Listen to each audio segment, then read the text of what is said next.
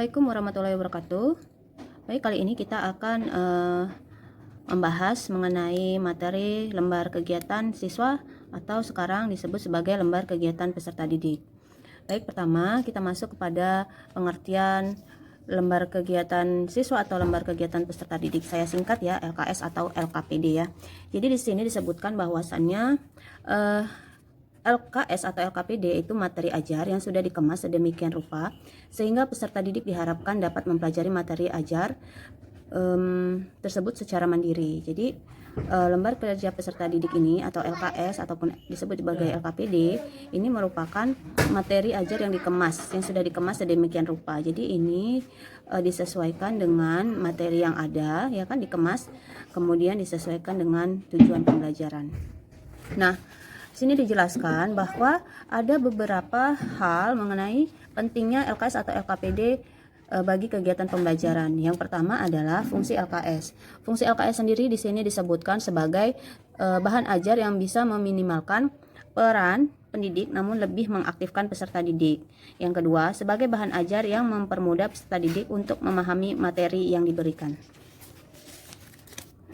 Berikutnya, yang C, sebagai bahan ajar yang ringkas dan kaya tugas untuk berlatih.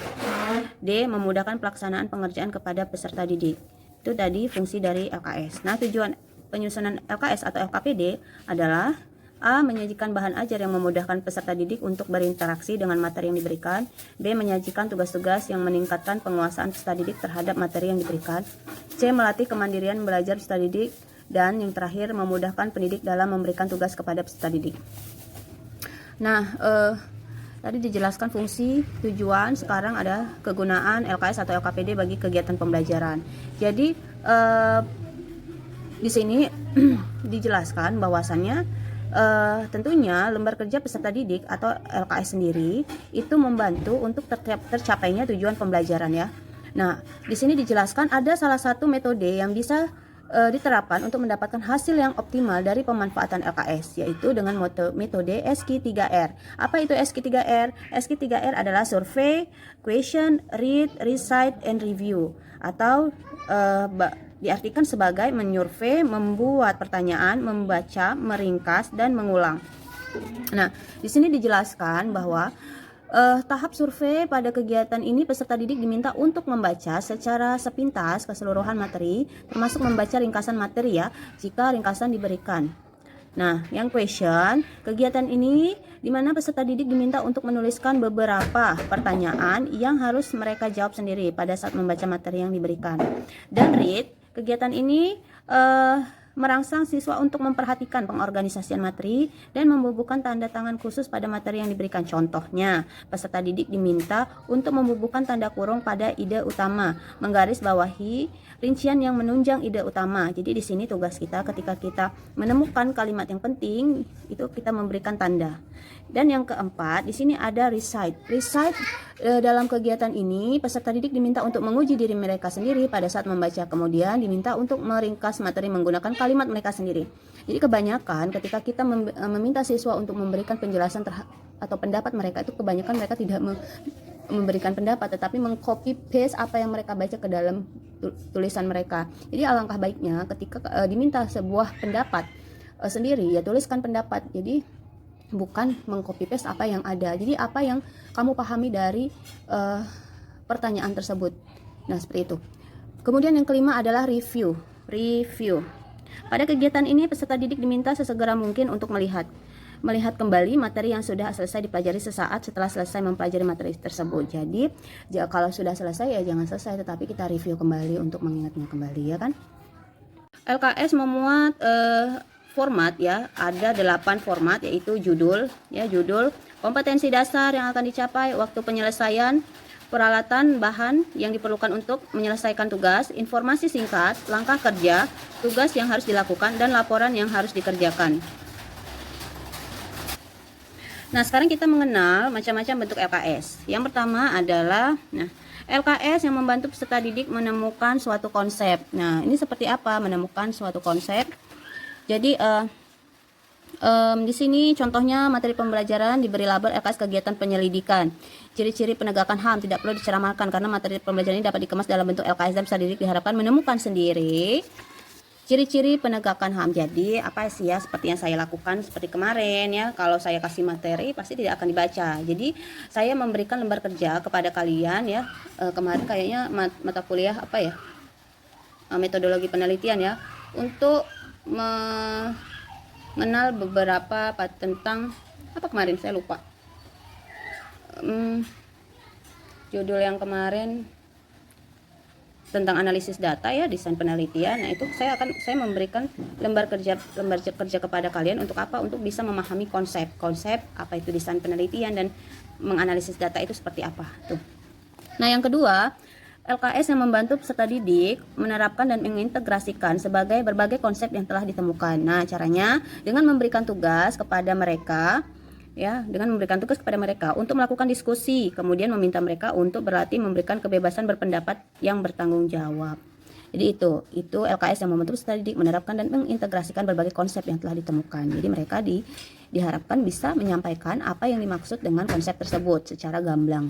Nah, yang ketiga, LKS yang berfungsi sebagai penuntun belajar.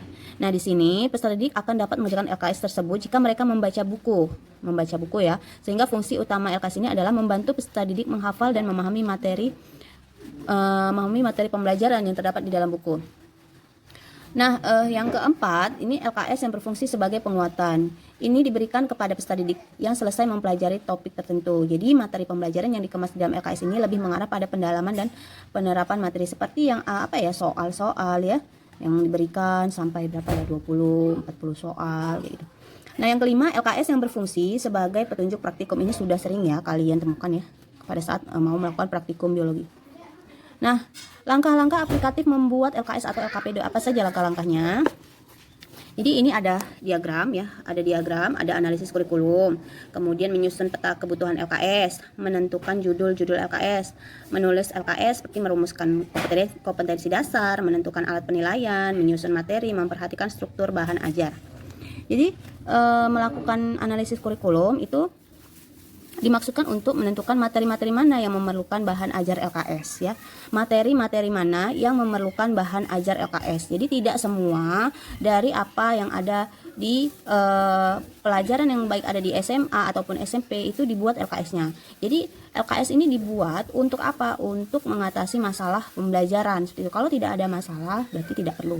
Sama halnya dalam penelitian pengembangan bahan ajar berupa lembar kerja peserta didik atau LKS ini, maka perlu adanya analisis kurikulum dan analisis kebutuhan siswa. Artinya yang paling utama adalah melakukan observasi dulu ke sekolah ya kan, bertanya kepada guru apa sih yang menjadi masalah. Atau nanti kalian juga yang sudah menjadi guru atau akan menjadi guru akan memahami siswanya di mana materi yang mengalami kesulitan.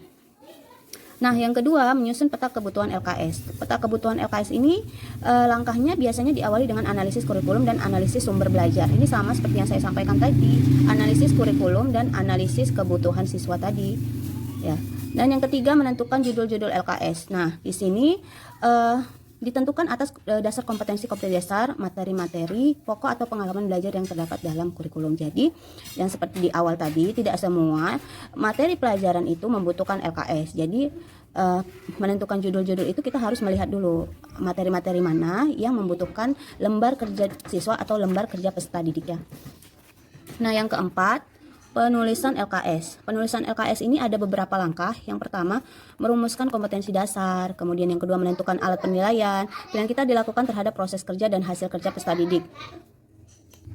Jadi, penilaian ini bisa dikatakan sebagai rubrik. Nah, untuk melihat, kan tidak mudah ya untuk menilai kita harus punya acuan, patokan dalam menilai sebuah proyek atau kerja siswa, kerja peserta didik. Kita harus punya rubrik atau alat penilaian. Jadi rubrik itu harus dibuat dalam lembar kerja peserta didik. Untuk lebih jelasnya kalian bisa lihat bagaimana sih contoh-contoh rubrik. Jadi rubrik itu ada banyak sekali ya.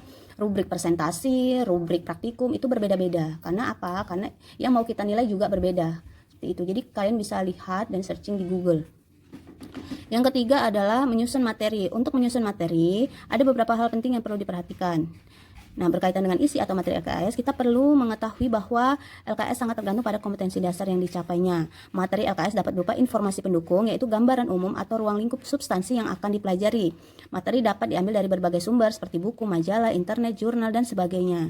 Jadi, materi ini bukan sembarang materi yang kamu ketik di situ, tetapi yang menjadi yang menjadi hal yang penting ya dari sekian banyak penjelasan, apa sih yang paling penting yang kamu bubuhkan. Nanti kamu akan paham sendiri itu. Jadi tidak sembarangan ya. Nah, yang keempat,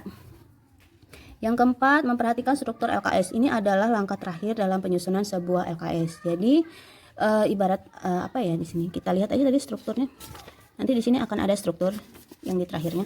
Nah, F, mengembangkan LKS agar kaya manfaat. Bahasa kaya manfaat di sini berarti menjadi bahan ajar ya, bagi peserta didik, sehingga peserta didik itu dapat belajar secara mandiri. Nah, yang pertama itu adalah menentukan desain pengembangan LKS yang berupa ukuran. Kemudian di sini ukuran disebutkan ukuran LKS yang dapat mengakomodasi ini A4. Jadi gunakanlah ukuran yang dapat mengakomodasi kebutuhan pembelajaran yang telah ditetapkan. Contohnya, kita menginginkan peserta didik kita untuk mampu membuat bagan ular sebagai salah satu tujuan pembelajaran yang telah ditetapkan. Maka ukuran LKS yang dapat mengakomodasi hal ini adalah A4 atau kuarto. Karena dengan ukuran kuarto, peserta didik akan mempunyai cukup ruang untuk membuat bagan. Apabila kita menentukan ukuran kertas LKS adalah A5 atau setengah kuarto, peserta didik akan kesulitan membuat bagan karena ruangan yang tersedia sangat terbatas. Jadi kita harus melihat dampak ketika kita membuat LKS. Kita tidak boleh sembarangan, tetapi harus dengan spek yang tepat. Nah, kemudian kepadatan halaman. Dalam hal ini kita harus mengusahakan agar halaman tidak terlalu dipadati dengan tulisan, sebab halaman yang terlalu padat akan mengakibatkan peserta didik sulit memfokuskan perhatian. Nah, itu jadi kalau kita lihat lembar kerja peserta didik itu pada umumnya tidak terlalu banyak sekali ya. Nah, ini dia sebagai contohnya ya, penyusunan instrumen pembelajaran, contoh desain LKS dengan kepadatan halaman tinggi. Ini kalau 2 paragraf berarti sudah banyak ya. Nah, yang berikutnya pada gambar berikutnya, contoh desain LKS dengan kepadatan halaman rendah. Ini dia. Ada pengertian penilaian, tujuan penilaian, prinsip-prinsip penilaian, ini materinya. Kemudian ya, ini paham ya. Jadi tidak terlalu banyak. Kalau ini dia sampai 2 paragraf, ini terlalu overload. Nah, yang berikutnya adalah penomoran. Penomoran materi juga tidak boleh dilupakan dalam desain LKS, sebab dengan adanya penomoran bisa membantu peserta didik, terutama bagi yang kesulitan untuk menentukan mana judul, mana subjudul, dan mana anak subjudul dari materi yang kita berikan dalam lembar kerja peserta didik atau LKS. Ini seperti ini. Ini ya, penyusunan instrumen ini. Ada pengertian penelitian 1. Ini merupakan bagian dari A, pengukuran tujuan penilaian. Oke. Nah, yang berikutnya adalah kejelasan. Pastikan bahwa materi dan instruksi yang kita berikan dalam LKS dapat dengan jelas dibaca oleh peserta didik. Bukan hanya dapat dibaca ya, tetapi juga dapat dipahami. Dan yang kedua, langkah-langkah pengembangan LKS. Ada beberapa langkah. Yang pertama itu menentukan tujuan pembelajaran yang akan di-breakdown dalam LKS. Jadi pada langkah pertama ini kita harus menentukan desain ya, menurut tujuan pembelajaran yang kita acuh. Perhatikan variabel ukuran kepadatan halaman penomoran. Sebagai contoh, tujuan pembelajaran yang ingin dicapai adalah mahasiswa dapat melakukan penyusunan teknik instrumen penilaian pembelajaran X sebagai simulasi. Mari kita tentukan bahwa berdasarkan tujuan tersebut ukuran LKS adalah A4 karena dalam rencana penilaian diperlukan bagan. Nah, itu berarti harus luas tuh. Ukuran kertas A4, pengorganan 1 penjelasan. Nah, ini merupakan bagan ya. Apa-apa saja yang kita akan urai pada kertas tersebut. Nah, yang kedua, pengumpulan materi. Pengumpulan materi ini menentukan materi dan tugas yang akan kita laksanakan, yang kita akan masukkan ke dalam lembar kerja peserta didik atau LKS. Contoh konkretnya nih, ini ada contoh konkretnya ya. Nah, di sini kita sesuaikan dengan tujuan pembelajaran. Nah, ya kan? Tujuan pembelajaran telah disebutkan pada langkah pertama. Kita masukkan materi konsep dasar penilaian dari materi tersebut. Dari materi tersebut tentukan rincian tugas yang harus dikerjakan peserta didik. Contohnya seperti berikut. Mahasiswa menjelaskan pengertian penilaian, mahasiswa menjelaskan tujuan penilaian, mahasiswa menjelaskan prinsip-prinsip penilaian. Nah, ini ada penyusunan elemen atau unsur-unsur penilaian. Ini dia. Jadi pada bagian inilah saatnya kita mengintegrasikan desain dengan tugas. Sebagai hasil kita dapat lihat pada contoh. Jadi lembar kegiatan tugas nih ada 7. Kemudian masuk kepada konsep dasar penilaian, pengertian, tujuan, ringkasan. Ada pertanyaan, nih ada item pertanyaannya, kemudian jawaban pertanyaan. Pertanyaannya apa saja? latihan, buatlah review tentang konsep dasar penilaian. Jadi di review. Biasanya kalau di dalam lembar kerja kita selain lembar kerja praktikum itu kita selalu seperti kita membuat sebuah karya tulis ya. Jadi ada pertama ya tadi ada tujuan, kemudian ada materinya, alat dan bahan, langkah kerja, kemudian hasil, kemudian ada pembahasan, terus menjawab pertanyaan, kemudian ada kesimpulan. Seperti itu, jadi hasil review. Nah, pemeriksaan dan penyempurnaan. Jadi setelah kita desain, kita perlu melakukan pemeriksaan kembali. Oke, itu tadi yang dapat saya jelaskan mengenai LKS. Jika ada yang ingin ditanyakan, silahkan tanyakan. Nah, sebagai saya ingin mengetahui apakah kalian memahami apa yang saya sampaikan. Coba tulis ya jawaban di kolom komentar tentang apa sih yang dapat kamu simpulkan dari materi yang saya sampaikan ini ya. Apa yang dapat kamu simpulkan pada materi yang saya sampaikan ini? Silakan tulis jawabannya di kolom komentar. Terima kasih. Assalamualaikum warahmatullahi wabarakatuh.